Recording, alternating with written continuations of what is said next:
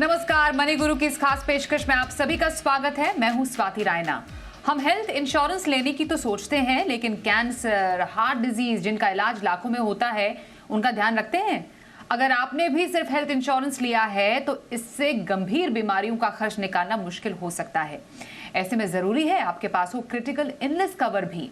इसलिए आज बताएंगे क्रिटिकल इलनेस प्लान के बारे में। ये प्लान क्यों लेना जरूरी है, क्या क्या कवर होता है, कैसे क्रिटिकल इलनेस प्लान है आपके लिए बेहद मददगार। इसी पर खास चर्चा के लिए स्वागत करते हैं। हमारे साथ इस वक्त शो में शामिल हो चुके हैं बेशक इंश्योरेंस के फाउंडर महावीर चोपड़ा। महावीर जी, स्वागत करते हैं आपका मनी गुरु में आज हमारे साथ इस चर्चा में शामिल होने के लिए। क्रिटिकल इलनेस प्लान काफ़ी ज़्यादा इंपॉर्टेंस इसकी बढ़ गई है। पिछले कुछ सालों में हमने देखा जिस तरीके से क्रिटिकल इलनेस की जो तादाद है वो बढ़ती जा रही है। पहले जो परसेंटेज कम होती थी वो अब ऑलमोस्ट डबल ट्रिपल हो गई है। जो हम देखते थे एक पर्टिकुलर एज ग्रुप में क्रिटिकल इलनेस होती थी, वो अब across the age group critical illness होनी शुरू हो गई है। तो जिस तरीके से ये जो क्रिटिकल इलनेस हो गया या लाइफस्टाइल डिजीजेस का जो मकड़जाल फैला है, उसके चलते क्रिटिकल इलनेस प्लान जो है क्या वो एक सुरक्षा चक्र साबित हो सकता है? होता क्या है ये critical illness plan?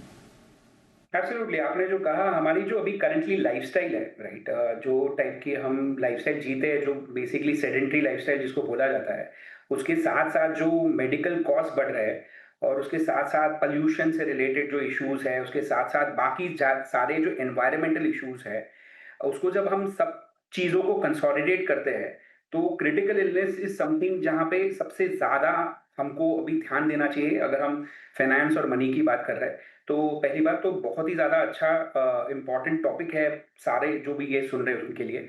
Critical illness जो प्लान है वो हेल्थ इंश्योरेंस से काफ़ी अलग होता है। हेल्थ इंश्योरेंस जो होता है वो हॉस्पिटलाइजेशन के खर्चे कवर करता है, तो आपको कोई भी हॉस्पिटल बिल है वो पे करता है। क्रिटिकल इलनेस जो है वो सारे बाकी के खर्चे कवर करता है। तो लेट्स से अगर किसी को लेट्स से अनफॉर्चुनेटली कोई बड़ी डिजीज हो गई, जैसे फॉर एग्जांपल कैंसर हो गई, तो उनको जो पहले टाइप के जो लेट्स से जॉब्स थे उनके, या वो जो काम कर रहे थे, वैसे स्ट्रेसफुल काम अगर लेट्स से वो नहीं कर सकते, लेट्स से वो 6 महीने, 8 महीने, 9 महीने उनको घर पे रहना पड़ा, तो उनको जो उस टाइम पे लॉस ऑफ अर्निंग्स होगा, लाइक, या कोई एम्प्लॉई नहीं है, लेट्स से कोई बिजनेसमैन है और उनको अपने वर्क से बाहर निकलना पड़ा और उनको बेसिकली उसकी वजह से अर्निंग लॉस होता है, वो क्रिटिकल इलनेस बेसिकली कवर करता है। तो आपको बेसिकली क्रिटिकल इलनेस में ऐसे होता है कि आप जैसे ही वो प्लान लेते हैं, उसके बाद अगर वो लिस्टेड इलनेसेस जो होती है वो क्रिटिकल इलनेस में प्लान में, वो प्लान में जो लिस्टेड इलनेस है उसमें से कोई भी इलनेस अगर आपको हो गई, तो आपको लमसम अमाउंट आपके अकाउंट में क्रेडिट करता है इंश्योरेंस कंपनी। तो लेट्स से अगर आपने 50 लाख का प्लान लिया है और लेट्स से कैंसर लिस्टेड है प्लान में, और कैंसर हो जाता है किसी को, तो बिना कोई क्वेश्चंस, बिना सिर्फ सिंपल पेपर वर्क पे, ऑब्वियसली पेपर वर्क तो करना पड़ेगा, उसके बेसिस पे सीधा 50 लाख रुपए आपके अकाउंट में क्रेडिट होता है। उसका फायदा ये होता है कि आपकी जो भी ये लॉस ऑफ अर्निंग्स है, एक तो वो कवर हो जाता है, दूसरा है कि जो भी खर्चे हैं जो बेसिकली हेल्थ इंश्योरेंस कवर नहीं कर पाता है, वो भी आपके बेसिकली इसमें कवर हो सकते हैं। जैसे कि ओपीडी के खर्चे होते हैं जो basically health insurance regularly cover नहीं करता है, आपके रोजमर्रा के टेस्ट होते हैं, डॉक्टर विजिट्स होते हैं, वो सारे आप ये बेसिकली कॉर्पस से फिर पे कर सकते हो। तो क्रिटिकल इलनेस प्लान जो है वो बेहद ही इम्पॉर्टेंट इसलिए है, जैसा महावीर जी ने बताया, कि ऐसी जो लाइफस्टाइल डिजीजेज हैं, ऐसी जो गंभीर बीमारियां हैं जिनका लंबा महंगा खर्च चलता है, उसके लिए ये प्लान काफ़ी ज़्यादा इम्पॉर्टेंट होते हैं। बहुत इम्पॉर्टेंट समझना है महावीर जी यहाँ पर कि क्रिटिकल इलनेस प्लान्स में एक्सक्लूजन्स क्या है और इंक्लूजन्स क्या है, क्योंकि कई बार पॉलिसी धारक को, लोगों को इसके बारे में सही जानकारी नहीं होती। हम मोस्टली गंभीर बीमारियों को cancer related, heart diseases related या किडनी, लंग से जुड़ी हुई बीमारियां समझते हैं। और कौन सी ऐसी गंभीर बीमारियां हैं जो कि ऐसे किसी क्रिटिकल इलनेस प्लान में शामिल होती हैं? एक तो मतलब ये लिस्ट तो जा सकती है ऑलमोस्ट 80-90 डिजीजेस तक भी ये लिस्ट जाती है, जिसमें बेसिकली पैरालिसिस, कोमा टाइप के जो होते हैं, या मेजर बर्न्स अगर हो गए, वो भी बहुत सारी इंश्योरेंस कंपनीज कवर करती है। तो ये लिस्ट तो काफी बड़ी होती है, डिपेंड करती है कि आपको कितना कॉम्प्रिहेंसिव कवर चाहिए। यूजुअली जो होता है कि टॉप जो 10 इलनेसेस होती है उसमें आपके 90% यूज केसेस कवर हो जाते हैं, जहाँ पे आपको सबसे ज्यादा चांसेस है वो बीमारियां होने का। तो वो एक चीज है। इंक्लूजन्स जो है वो ये है कि अगर कोई भी वो लिस्टेड डिजीजेस है, जो आप अगर कोई डिजीज क्रिटिकल इलनेस प्लान ले रहे हैं, तो जो भी लिस्टेड इलनेसेस है उसमें से वो इलनेस होनी चाहिए, तब वो बेसिकली इंश्योरेंस कंपनी उसको कवर करता है। अगर वो इलनेसेस लिस्टेड जो है उसमें से कोई दूसरी इलनेस हो गई, वो लिस्टेड इलनेस नहीं है, तो फिर इंश्योरेंस कंपनी ऑब्वियसली पे नहीं करेगी। तो जब भी कोई ये प्लान खरीदे तो उनको समझना चाहिए कि लिस्ट में कौन सी इलनेसेस है, और उसके बाद समझ के प्लान खरीदना चाहिए। ये पहली चीज है। दूसरी चीज जो होती है इसमें ये है कि एक वेटिंग पीरियड होता है ये प्लान में, कि जैसे आप प्लान खरीदते हो वैसे ही इमीडिएटली आपको क्रिटिकल इलनेस का कवर शुरू नहीं होता है। एक कुछ तो बेसिक वेटिंग पीरियड्स होती है, उसके बेसिस पे आपको डिसाइड किया जाता है। ये हो सकता है किसी प्लान में 30 डेज हो, किसी में 90 डेज हो, वैसे एक वेटिंग पीरियड होता है। उसको छोड़ के लास्ट जो पॉइंट है उसको सर्वाइवर वेटिंग पीरियड बोलते हैं, कि अगर आपको ये डिजीज हो गई तो एक वेटिंग पीरियड होता है, कि वो जब डिजीज आपको डायग्नोज हुई, जिस दिन डॉक्टर ने बताया कि आपको ये डिजीज हुआ, उसके बाद 30 डेज बेसिकली सर्वाइव किया है उस पर्सन ने, तो ये पेमेंट होती है, ये पॉलिसी में पेमेंट होती है, वरना नहीं होती है। तो ये भी जानना बहुत जरूरी है कि ये एक स्पेसिफिक वेटिंग पीरियड होता है पॉलिसी में, जो क्रिटिकल इलनेस की पॉलिसी के क्लेम के कंडीशंस में इंक्लूडेड होती है। तो ये सब चीजें हैं। इसको छोड़ के अगर एक्सक्लूजन देखे तो एग्जिस्टिंग डिजीजेस जो है उसके लिए इंश्योरेंस कंपनी बेसिकली आपको कवर नहीं करती है मोस्टली, क्योंकि ये क्रिटिकल इलनेस प्लान है। तो अगर किसी को ऑलरेडी अगर कैंसर हुआ है या कोई ऐसी डिजीज है, स्ट्रोक जैसा कुछ हुआ है, तो ऑब्वियसली उनको तो प्लान मिलता ही नहीं है। बट एग्जिस्टिंग डिजीज से रिलेटेड कुछ भी हो तो उसके ऊपर वेटिंग पीरियड हो सकता है। तो ओवरऑल अगर देखें ब्रॉडली ये सारी चीजें हैं जो ध्यान रखनी चाहिए प्लान लेने के टाइम। बहुत इंपॉर्टेंट है कि आप कोई एक्सपर्ट से बात करके अच्छे से समझ के प्लान लीजिए। बिल्कुल। तो क्रिटिकल इलनेस प्लान में क्या क्या शामिल है उसको समझ के, उसके टर्म्स एंड कंडीशन समझ के आपको एक क्रिटिकल इलनेस प्लान चूज करना चाहिए। हमारे साथ एक और हमारे एक्सपर्ट शो में शामिल हो चुके हैं। स्वागत करते हैं हरक्यूलीज एडवाइजर्स के फाउंडर आदित्य शाह का। आदित्य, आपका स्वागत करते हैं हमारे मनी गुरु के आज के इस डिस्कशन में। हम बात कर रहे हैं क्रिटिकल इलनेस प्लान्स की। अभी एट दिस मोमेंट आदित्य, अगर हम आपसे समझना चाहें, कितनी अवेयरनेस है लोगों में, पॉलिसी होल्डर्स में टुवर्ड्स क्रिटिकल इलनेस प्लान? अभी तो हम हेल्थ इंश्योरेंस में ही उतना ज़्यादा जो कहते हैं कि उसका दायरा नहीं बढ़ा पाए हैं। बेसिक हेल्थ इंश्योरेंस ही लोग ले रहे हैं, या फिर बहुत सारे लोग तो उसकी कवरेज भी ज़्यादा नहीं है। एक critical illness plan on top of that, क्या वाकई लोगों के लिए काफ़ी ज़्यादा अवेयरनेस का विषय है? क्या लोग इसके प्रति जागरूक हैं? Good evening. मेरे हिसाब से अभी क्रिटिकल इलनेस की जो जान है लोगों में बहुत कम है। हेल्थ इंश्योरेंस के ऊपर उनको क्यों क्रिटिकल इलनेस पॉलिसी लेनी चाहिए उनको ये समझ नहीं आता है। मैं दर्शकों को बताना चाहता हूँ कि अगर आप हेल्थ इंश्योरेंस लेते हैं तो उसमें क्रिटिकल इलनेसेस का जो कवर है वो बिल्कुल रहता है, और उसमें आपको हॉस्पिटल बिल कवर होता है। अगर आपको कोई हॉस्पिटलाइजेशन होती है तभी वो कवर होता है, या फिर डे केयर प्रोसीजर्स भी होते हैं वो भी कवर्ड रहता है। अगर आपको उसके बाहर खर्चे होते हैं, जैसे कि आपकी लॉस ऑफ एम्प्लॉयमेंट होती है, तो उसका जो भरपाई है वो कोई करेगा नहीं। उसके लिए हम एक क्रिटिकल इलनेस प्लान लेते हैं। फॉर एग्जांपल किसी को कोई कैंसर डिटेक्ट होता है जैसे कि क्रिटिकल इलनेस है, और अगर वो 50 लाख या 1 करोड़ का सम इंश्योर लेते हैं क्रिटिकल इलनेस पॉलिसी के अंदर, जो कि कैंसर पॉलिसीज अवेलेबल है मार्केट में, तो डिटेक्शन पे कुछ पे आउट होता है, और आगे चलते जैसे जैसे कीमोथेरेपी वगैरह होती है तो पे आउट होता है। वो आपका पैसा होता है और वो आप किसी भी तरीके से यूज कर सकते हैं। ये बहुत फायदेमंद होता है क्रिटिकल इलनेसेस को फाइट करने के लिए। बहुत सारे खर्चे क्रिटिकल इलनेसेस के नहीं कवर होते हैं पॉलिसीज के अंदर, और आपकी लॉस ऑफ एम्प्लॉयमेंट भी होती है। तो अभी जागरूकता कम है, बट धीरे धीरे करके अच्छे एडवाइजर्स हैं जैसे महावीर सर हैं, जैसे कि हम हैं, वो धीरे धीरे करके लोगों को बता रहे हैं कि क्रिटिकल इलनेस कवर होना भी बहुत ज्यादा जरूरी है। तो क्रिटिकल इलनेस प्लान की जो अवेयरनेस है वो बढ़ ज़रूर रही है, लेकिन डेफिनेटली इसको और ज़्यादा सीरियसली लेने की ज़रूरत है। जैसे जैसे हमारे लाइफस्टाइल और जो बढ़ती बीमारियां, गंभीर बीमारियां हैं, उसका प्रेवलेंस ज़्यादा होता जा रहा है। महावीर जी, ये समझना ज़रूरी है कि अभी जब कोई किसी ने एक बेस पॉलिसी ली है, नॉर्मली लोग 5 लाख की बेस पॉलिसी लेते हैं। अब उस पर से अगर क्रिटिकल इलनेस प्लान किसी को लेना है, क्या ऑलरेडी एक पॉलिसी में एज अ राइडर एक क्रिटिकल इलनेस प्लान लेना चाहिए, वो ज़्यादा बेहतर है, या एक stand alone policy critical illness plan की ले लेनी चाहिए? दोनों के अपने अपने फायदे क्या हो सकते हैं? राइट, तो पहले तो राइडर्स जो होते हैं वो टर्म इंश्योरेंस में भी होते हैं और हेल्थ इंश्योरेंस में भी होता है। ये जानना भी ज़रूरी है कि आप जब टर्म इंश्योरेंस ले रहे होते हो तभी भी आप राइडर ले सकते हो, हेल्थ इंश्योरेंस में भी आप राइडर ले सकते हो। यूजुअली जो मैंने देखा है, टर्म इंश्योरेंस में राइडर्स आपको काफ़ी किफ़ायती दाम में मिलते हैं, इकोनॉमिकली प्राइस में मिलते हैं कंपेयर टू हेल्थ इंश्योरेंस में जो क्रिटिकल इलनेस का राइडर होता है। तो अगर आप दोनों पॉलिसी खरीद रहे हो, लेट्स से बाय चांस, तो आपको देखना चाहिए कि टर्म इंश्योरेंस में जो राइडर है उसमें ट्राई करना चाहिए लेने का, पहली चीज। दूसरी चीज ये है कि आइडियल और प्रैक्टिकल में थोड़ा डिफरेंस है। आइडियल ये है कि आपको separate stand alone critical illness policy ही लेनी चाहिए, बिकॉज उसमें जो टर्म्स एंड कंडीशंस होते हैं वो काफी ब्रॉड होते हैं और बेसिकली जो पॉलिसी होती है वो बहुत स्पेशलाइज्ड होती है, तो कस्टमर के लिए बहुत ज्यादा अच्छी होती है। बट प्रैक्टिकली क्या होता है मैं बताता हूँ कि कस्टमर को जब भी, आज तक मैंने मेरे लाइफ में काफी, मेरे को 2 डिकेड्स हो गए ये इंडस्ट्री में, मैंने देखा है कि आप जब तक कस्टमर को हेल्थ इंश्योरेंस और टर्म इंश्योरेंस समझा देते हो और वो दोनों पॉलिसीज ले लेता है, वो इतना फटीग आ जाता है, इतना थक जाता है कि वो तीसरी पॉलिसी लेने की बेसिकली ट्राई नहीं करता है और वो पॉलिसी लेना ही मतलब ले ही नहीं पाता है, बेसिकली वो रह जाती है वो पॉलिसी। तो प्रैक्टिकली बेसिकली राइडर लेना बेटर है, तो दैट आप कवर्ड तो रहे, राइट। बट अगर आइडियल सिचुएशन है, अगर एक कस्टमर थोड़ा मतलब डिसिप्लिन तरीके से अगर लेना चाहे तो फिर stand alone critical illness policy ज्यादा अच्छी है।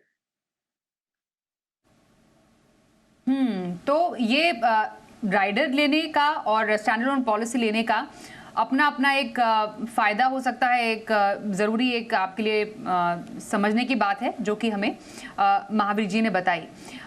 मुझे एक बात समझाइए आदित्य, कि ये जो हम बात कर रहे हैं कि एक कॉम्प्रिहेंसिव हेल्थ प्लान की, कॉम्प्रिहेंसिव हेल्थ प्लान में ही अगर एक क्रिटिकल इलनेस प्लान हो, ये इन कंटिन्यूएशन टू जो महावीर जी कह रहे हैं, वो किसी को लेना हो, क्या क्या उसमें शामिल होता है? अगर एक पॉलिसी धारक ने एक कॉम्प्रिहेंसिव हेल्थ प्लान लिया, उसमें क्रिटिकल इलनेस प्लान भी शामिल है, तो उनके पास इस पॉलिसी में क्या क्या उनकी सुविधाओं के लिए होगा?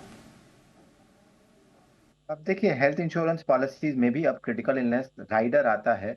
वो राइडर आपको अपनी पॉलिसी में इंक्लूड करना होता है। काफ़ी पॉलिसीज में वो राइडर की जो कवरेज है उसमें काफ़ी वेरिएशन होता है और वो मेरे हिसाब से कॉम्प्रिहेंसिव नहीं होता है। अगर आप मैं एक एग्जांपल देता हूँ, आईसीआईसीआई लोम्बार्ड की एक पॉलिसी है एलिवेट, जो कि हेल्थ इंश्योरेंस है, कॉम्प्रिहेंसिव हेल्थ इंश्योरेंस पॉलिसी। अगर आप उसके राइडर का क्रिटिकल इलनेस कवर देखेंगे, और आईसीआईसीआई लोम्बार्ड की ही क्रिटिकल इलनेस पॉलिसी है क्रिटी शील्ड, आईसीआईसीआई क्रिटी शील्ड पॉलिसी। अगर आप क्रिटी शील्ड पॉलिसी देखेंगे तो उसका कवरेज जो है नियरली अबाउट 120 से 130 बीमारियों का है। और उसमें अगर वो बीमारियां आपको डिटेक्ट हो जाती है, जो कि ओल्डर एज में हो सकती है, तो शॉर्ट शॉर्ट पे आउट हो ही जाता है। अब आईसीआईसीआई लोम्बार्ड एलिवेट का जो प्लान है उसमें जो क्रिटिकल इलनेस का कवर है, उसकी कवरेज जो है वो उतनी कॉम्प्रिहेंसिव नहीं है जितनी क्रिटी शील्ड में है। तो जैसे महावीर सर ने कहा, आइडियल बात तो वही रहेगी कि आप क्रिटी शील्ड पॉलिसी को खरीदें। बट क्रिटी शील्ड पॉलिसी के कुछ अपने ड्रॉबैक्स भी हैं। उसका प्रीमियम यंग एज में तो कम रहता है, बट जैसे जैसे टाइम पास होता है और जैसे जैसे क्लेम आने की जो संभावना है वो हायर हो जाती है, तो प्रीमियम भी राइज होता है। तो जैसे हेल्थ इंश्योरेंस में प्रीमियम राइज होता है, वैसे क्रिटिकल इलनेस पॉलिसी अगर स्टैंड अलोन खरीदते हैं तो वहां पे भी प्रीमियम राइज होता है। तो हर एक चीज के ड्रॉबैक्स हैं और हर एक चीज के फायदे हैं। बट हमारे हिसाब से अगर एक stand alone critical illness policy लेंगे तो कवरेज पर्सपेक्टिव से आपको बहुत ज्यादा अच्छा कवर मिलेगा। और उसमें हमारे हिसाब से अगर कोई इलनेस डायग्नोस होती है तो शॉर्ट शॉर्ट पे आउट आपको मिल ही जाता है, हेल्थ इंश्योरेंस में अगर आप राइडर डालते हैं उसके कंपैरिजन। तो ये हम समझ रहे हैं क्रिटिकल इलनेस प्लान की बारीकियां। बस एक छोटा ब्रेक लेंगे, ब्रेक के बाद थोड़ा क्लेम प्रोसेस को भी समझेंगे कि आखिरकार क्लेम लेना कितना आसान होता है और एक अच्छा प्लान लेने से पहले किन बातों का ध्यान रखने की जरूरत है। दोनों एक्सपर्ट से बातचीत जारी रहेगी, बने रहिए हमारे साथ।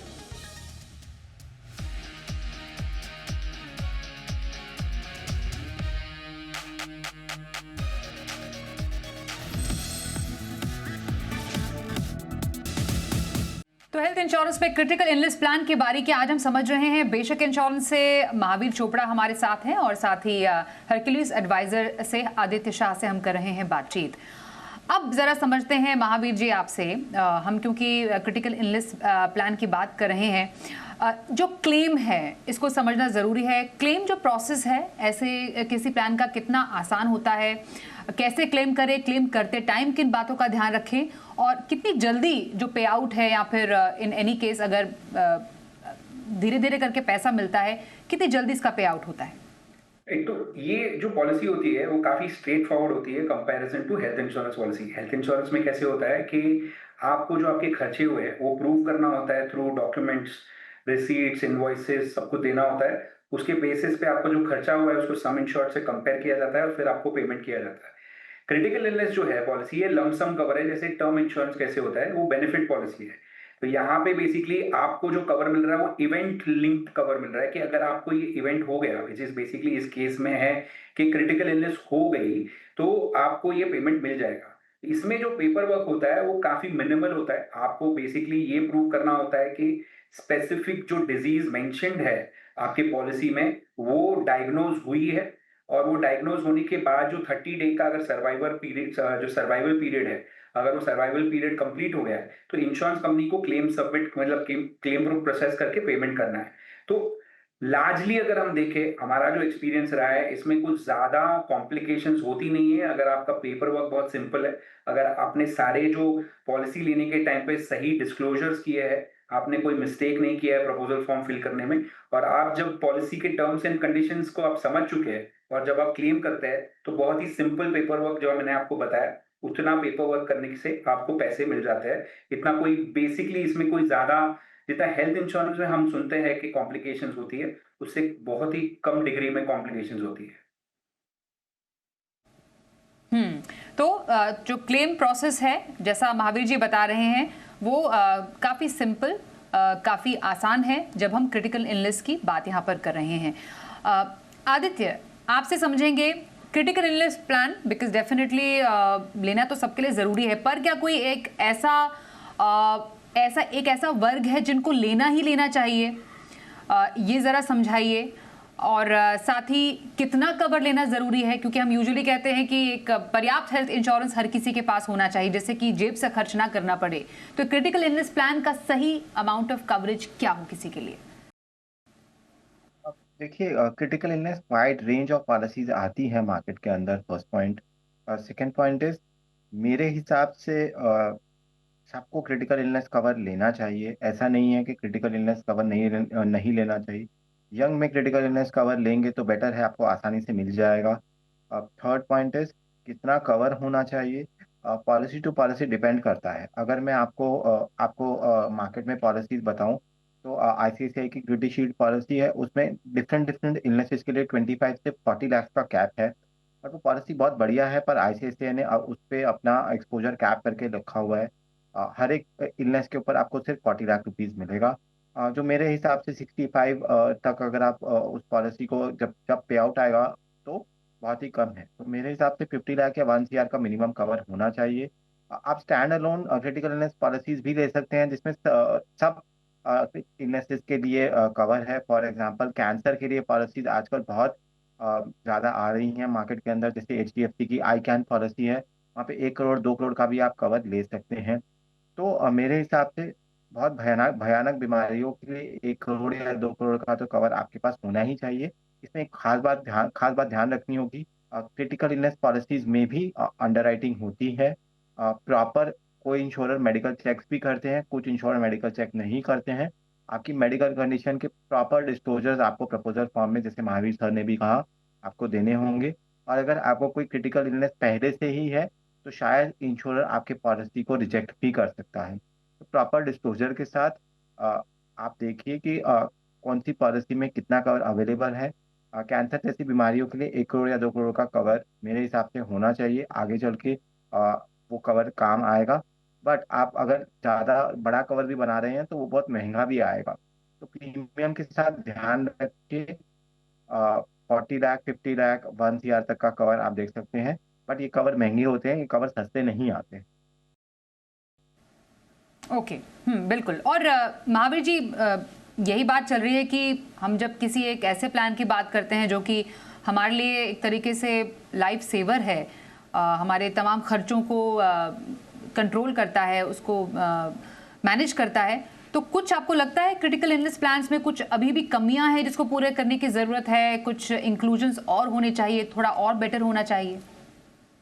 सबसे इम्पोर्टेंट जो चीज़ है जो मैंने देखा है वो ये है कि जो डेफिनेशंस होते हैं, जो क्रिटिकल इलनेसेस जो होते हैं, जो डिजीजेस लिस्ट होती है इंश्योरेंस कंपनी की जो कवर्ड होती है, क्लेम के वक्त बहुत बार ऐसे होता है कि उसमें बहुत ज़्यादा इंटरप्रिटेशन के इश्यूज आते हैं। मतलब जो हम समझते हैं हार्ट अटैक है और जो इंश्योरेंस कंपनी डिफाइन करती है हार्ट अटैक, कभी कभी उसमें स्टैंडर्डाइजेशन का इशू आता है कि बेसिकली इंश्योरेंस कंपनी का एक दूसरा ओपिनियन होता है उसके बारे में। तो मेरी एक स्ट्रॉन्ग व्यू है इसके बारे में कि कहीं ना कहीं जाके at least at a GIC level या एट अ रेगुलेटर लेवल सारे इंश्योरेंस कंपनीज को साथ में मिलके स्टैंडर्डाइज करना चाहिए कि जो भी डिजीज है उसका डेफिनेशन क्या है। ये बहुत ज्यादा इंपॉर्टेंट है बिकॉज राइट नाउ सारे इंश्योरेंस कंपनीज ने अपने अपने हिसाब से वो डेफिनेशंस बनाए हैं और उसके हिसाब से वो क्लेम पे कर रहे हैं, बट कस्टमर कंफ्यूज हो जाता है बिकॉज कस्टमर इतना पढ़ता नहीं है, इतना समझता नहीं है, और फिर क्लेम के टाइम पे उसको पता चलता है कि ये रीजन है कि क्लेम पे नहीं हुआ। तो स्टैंडर्डाइजेशन जो अगर हो सकता है तो बहुत ज्यादा बढ़िया होगा। दूसरी चीज जो है वो ये है कि इसकी अवेयरनेस इंक्रीज करना बहुत जरूरी है। आज की टाइम में जो कस्टमर जो जो लोग को टर्म इंश्योरेंस के बारे में जितना ग्रेजुअली पता चला है उतना ही इंपॉर्टेंट हो गया है क्रिटिकल इलनेस प्लान लेना। तो अवेयरनेस के ऊपर बहुत काम होना चाहिए। अगर आप देखेंगे जिस तरीके से मेडिकल साइंस एडवांस हो रहा है तो उसमें आप बहुत ज्यादा अगर आप डेटा पढ़ेंगे और अगर आप रिसर्च रिपोर्ट्स पढ़ेंगे तो पता चलेगा कि आगे जाके लॉन्गेविटी बढ़ेगी, मतलब लोग ज्यादा जीवन जिएंगे, मतलब लंबा जिएंगे, बट डिजीज के साथ जिएंगे। और वो डिजीज जब होगी उसको सपोर्ट करने के लिए फाइनेंशियल सिक्योरिटी होना बहुत जरूरी है, इसलिए अवेयरनेस क्रिएट करना भी इक्वली ज्यादा इंपॉर्टेंट है। बिल्कुल महावीर जी, आपने काफ़ी इंपॉर्टेंट पॉइंट्स यहाँ पर बताए जो इंडस्ट्री लेवल पर किए जाने भी बेहद ज़रूरी है। बीमारियों की डेफिनेशन क्या हो, लोगों की एज जो स्पैन बढ़ रहा है, लाइफ स्पैन बढ़ रहा है, उसको देखते हुए किस तरीके से और इनोवेशन या और कुछ एडिशंस होने चाहिए ऐसे प्लान्स में, इस पर गौर किए जाने की सख्त से सख्त ज़रूरत है अभी भी। समय इतना ही, इसलिए धन्यवाद करना पड़ेगा दोनों एक्सपर्ट्स का, लेकिन काफ़ी मोर्चों पर चर्चा हुई हमारी क्रिटिकल इलनेस प्लान पर आज, इसलिए मैं धन्यवाद करूंगी महावीर जी आपका और आदित्य आपका भी हमारे साथ आज इस चर्चा में शामिल होने के लिए। धन्यवाद। मनी गुरु में बस इतना ही, एक छोटा ब्रेक लेंगे, देखते रहिए जी बिजनेस।